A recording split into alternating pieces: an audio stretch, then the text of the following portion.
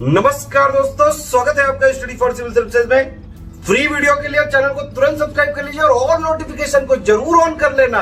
हमारा फ्री वाला टेलीग्राम ये वाला ग्रुप जरूर से जरूर ज्वाइन कर लीजिएगा। जय हिंद दोस्तों, स्टडी फॉर सिविल सर्विसेज में आप सभी का स्वागत है। मैं हूं आपका एजुकेटर सैयद एहसान। अगर आपको हमारे कोई भी पेड ग्रुप ज्वाइन करने हैं तो इन दोनों नंबर पे प्लीज कॉल कर लीजिए। इसमें आपको पूरी इंफॉर्मेशन मिल जाएगी कि कौन सा कोर्स कब शुरू हो रहा है और उसकी कॉस्ट के बारे में। उसके अलावा फेसबुक, यूट्यूब, इंस्टाग्राम, ट्विटर और व्हाट्सएप पे आप हमको फॉलो कर सकते हैं। सबसे जरूरी जो हमारा फ्री टेलीग्राम ग्रुप है ये जरूर ज्वाइन करिए। इसमें आपको काफी मटेरियल फ्री में मिल जाएगा जिससे आपकी काफी मदद होगी। ठीक है, चलिए फिर आज का शुरू करते हैं। पहला आर्टिकल आज का देखेंगे, the club of virus deniers, अर्थात झक्की लोगों का गुट। ओके, मेंस के लिए ये आर्टिकल है, काफी इंपॉर्टेंट आर्टिकल है। इससे आप नंबर 1 GS4 को रिलेट करेंगे। एथिक्स में देखिए लीडरशिप, इस पे बार बार क्वेश्चन आए हुए हैं, आगे भी आएंगे। इस पे आपका ऐसे भी आ सकता है, केस स्टडी भी आ सकती है। तो GS4 में लीडरशिप और पॉलिटिकल एटीट्यूड, ठीक है, पेज नंबर 7 पे है ये आर्टिकल। चलिए इसको एनालाइज करते हैं। देखिए नंबर 1 की पॉइंट्स, ठीक है। हु इज अ लीडर, ठीक है, नेता या लीडर कौन होता है। ठीक है, पहले जो इस आर्टिकल में है कि आपको एथिक्स में लीडरशिप के बारे में अगर लिखने को आए तो आप कैसे लिखेंगे। नंबर 1 जो चीज है ना, he should be a good listener. ठीक है, जब तक आप, ये इन लाइफ जनरल में भी होता है, जब तक आप अच्छा सुनोगे नहीं, सामने वालों को सुनोगे नहीं या साइंटिफिक एडवाइस नहीं लोगे, साइंटिफिक एडवाइस वर्ड है यहाँ पे यूज, तब तक आप नेचुरली अच्छा काम नहीं कर पाओगे, अच्छे अपने लोगों को सुविधा नहीं दे पाओगे। ठीक है, also a leader is who knows the way, shows the way and goes the way. ठीक है, कई सारे राष्ट्रपति देखेगा कि मास्क लगाते ही नहीं थे, मतलब उनको पता ही नहीं था क्या करना है। नोज द वे के लिए साइंटिफिक एडवाइस बहुत जरूरी है भाई साहब, तभी तो जानोगे आप। अगर आप अपने एक्सपर्ट्स की बात नहीं सुनोगे, ठीक है, आप अपने कैबिनेट से या अपने करीबी एडवाइजर से या अपने घर वालों की सुन के top down approach, centralised approach अगर आप रखोगे तो आपको रास्ता पता कैसे होगा। तो अच्छे लीडर की ये क्वालिटी नहीं है कि नोज द वे। पहली बात तो उसको पता होना चाहिए कि रास्ता है क्या, और रास्ता जब पता हो तो कम्युनिकेट करिए उसको, ताकि लोगों में आपके कॉन्फिडेंस बढ़े। ठीक है, ये जो बातें बोल रहा हूं आप कई देशों से रिलेट कर पा रहे होंगे, अपने देश इंक्लूडेड। शोज द वे, ठीक है, जो आपको पता है वही आप करिए। लीड बाय एग्जाम्पल, जैसे क्रिकेट में कई बार कहा जाता है कि विराट कोहली रन बना के दिखाते हैं, तभी वो दूसरों से एक्सपेक्ट करते हैं कि वो करें। ठीक है, तो ट्रम्प साहब तो मास्क लगाते ही नहीं थे, परसों उन्होंने पहली बार मास्क लगाया है। ठीक है, एंड गोज द वे, ठीक है, तो पूरा लीड बाय एग्जाम्पल का तरीका है। ठीक है, और जो एक लीडरशिप में क्वालिटी होती है, जो एक लीडर की क्वालिटी होनी चाहिए, कि जब भी कोई नेगेटिव चीज होती है, नेगेटिव से मतलब आप किसी चीज में आप हार जाएं या किसी चीज में आपकी दिक्कत आए, तो हमेशा लीडर सबसे आगे आता है वो।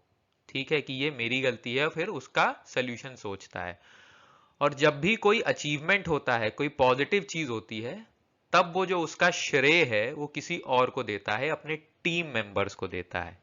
ऑल राइट, तो इसमें अगर आप पॉलिटिशियंस में देखें तो हार्डली आजकल के पॉलिटिशियंस इस तरह के बहुत ही कम हैं। आजकल उल्टा होता है कि अचीवमेंट ना भी हो तब भी लोग अपना सीना पीट के बताते हैं कि मैंने ये कर दिया, मैंने वो कर दिया, और जब अपनी गलती लेने का टाइम आती है तब किसी और पे डाल देते हैं। ठीक है, heads I win, tells you lose, ये वाला थोड़ा सा कॉन्सेप्ट है। अगर आप यहाँ पे MS धोनी की बात करें, MS धोनी साहब हैं, देखिए इनसे मैं आपको लीडरशिप समझाता हूं।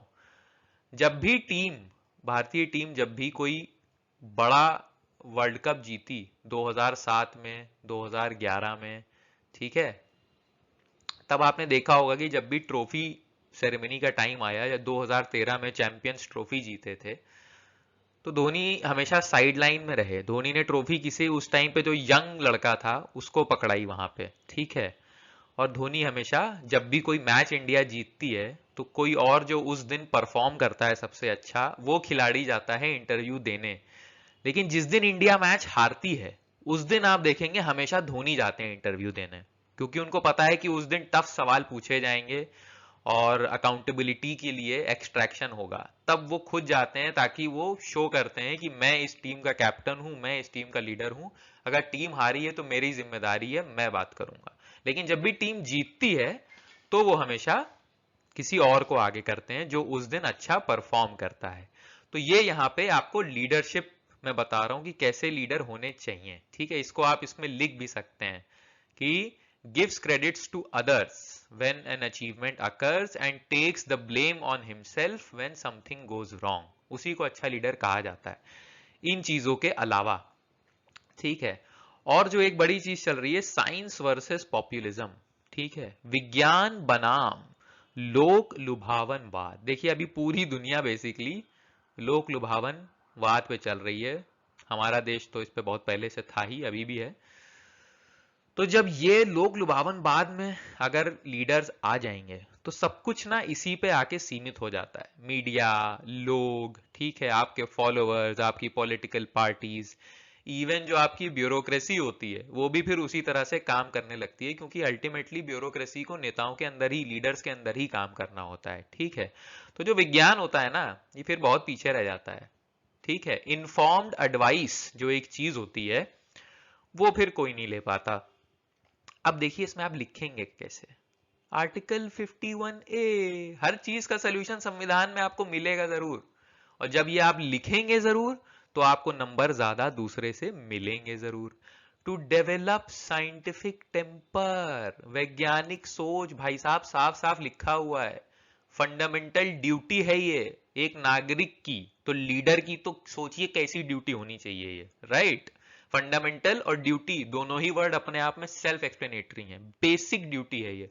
स्पिरिट ऑफ इंक्वायरी, अब आप देशों के एग्जाम्पल देख लीजिए, कितने लोगों ने साइंटिफिक टेम्पर फॉलो किया है, कितने लोगों ने नहीं किया है, ठीक है। डोनाल्ड ट्रंप साहब ने कहा था 2-3 महीने पहले कि ये वायरस अपने आप चला जाएगा, ठीक है। आज अमेरिका में हाईएस्ट नंबर ऑफ केसेस हैं, हाईएस्ट नंबर ऑफ डेथ्स हैं, और कल ही वहां पे 71,000 केस आए हैं, जो किसी भी देश के लिए एक दिन का हाईएस्ट है। तो तीनों नंबर पे वो लीड कर रहे हैं, ठीक है। और लीडर ने कहा, और पॉपुलिज्म का कल्चर है, लोक लुभावनवाद। आप ब्राजील का एग्जांपल लीजिए, ब्राजील के जो प्रेसिडेंट हैं उनका नाम आप कमेंट्स में लिखेंगे। उन्होंने बोला था कि ये it is a little flu, छोटा सा जुकाम है ये।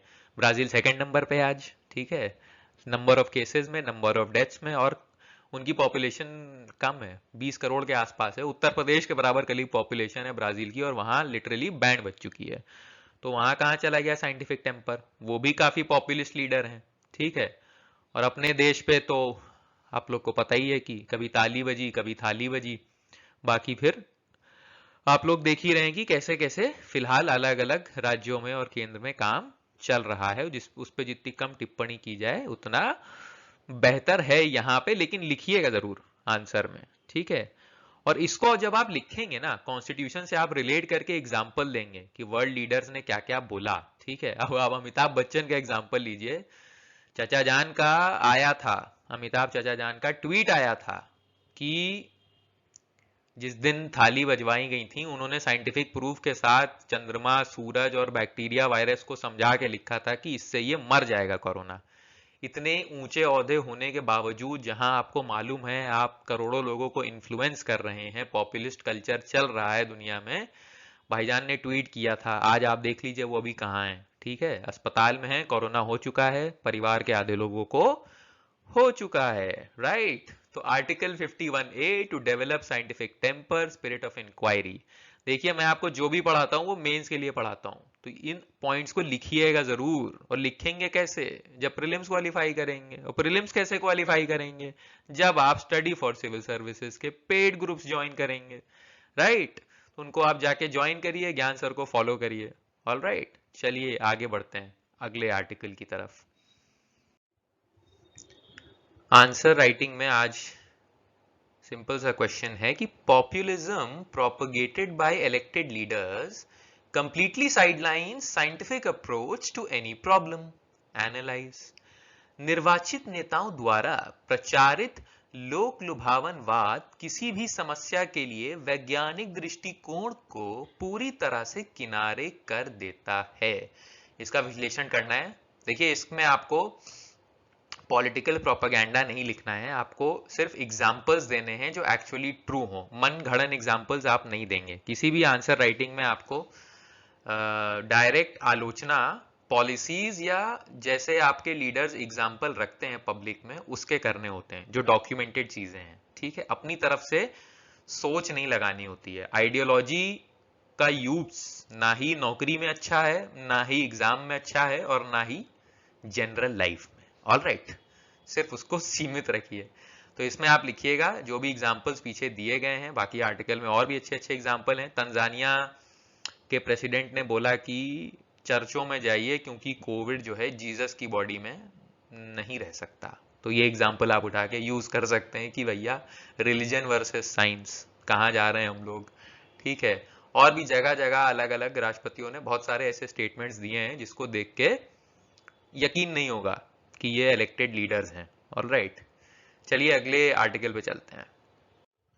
दूसरा आर्टिकल आज मेंस का है, enabling people to govern themselves. ये मैं आप लोग को कई बार पहले भी बता चुका हूँ। गुड गवर्नेंस, डिसेंट्रलाइजेशन, कंट्रोल मत करिए, इनेबल करिए लोगों को। उसके लिए है GS2, good governance and local governance. GS4 में इसमें रोल ऑफ सिविल सर्विस वाला जो आपका एरिया है वो भी टच होगा, तो उसको भी थोड़ा सा टच किया जाएगा यहाँ पे। देखिए इसको कैसे टच करते हैं। की पॉइंट्स, इसमें जो पहली चीज बताई गई है कि जो ग्लोबल लेवल पे बड़े बड़े इंस्टीट्यूशंस हैं, ठीक है, यूनाइटेड नेशंस, WTO, आप ऑर्गेनाइजेशन के नाम से समझिए, वर्ल्ड ट्रेड ऑर्गेनाइजेशन, ठीक है, इस तरह की जो ऑर्गेनाइजेशन, वर्ल्ड हेल्थ ऑर्गेनाइजेशन, ठीक है, इन्वायरमेंट से रिलेटेड IUCN, ठीक है। तो ये क्या होता है कि environment, economy and society can not be separated in policy making. नीति निर्माण में पर्यावरण, अर्थव्यवस्था और समाज को अलग नहीं किया जा सकता। ये बेसिकली आर्टिकल पहले अपने शुरुआती हिस्से में बोल रहा है। तो जितने भी वर्ल्ड के ऑर्गेनाइजेशंस हैं वो स्पेसिफिक गोल ऑर्गेनाइजेशंस हैं। अगर आप यूनाइटेड नेशंस को ऊपर से सिर्फ देखें तो वो एक होलिस्टिक ऑर्गेनाइजेशन है जो दुनिया के हर एरिया में फायदा पहुंचाता है। लेकिन जो बाकी ऑर्गेनाइजेशंस होते हैं या जो अलग अलग कंट्री के गुड भी बनते हैं, तो कोई इकोनॉमिक गुड है, कोई इन्वायरमेंटल NGO है, ठीक है, कोई सोसाइटी राइट्स के लिए लड़ रहा है। लेकिन जब ये आमने सामने आते हैं तो ये एक दूसरे के खिलाफ खड़े होते हैं।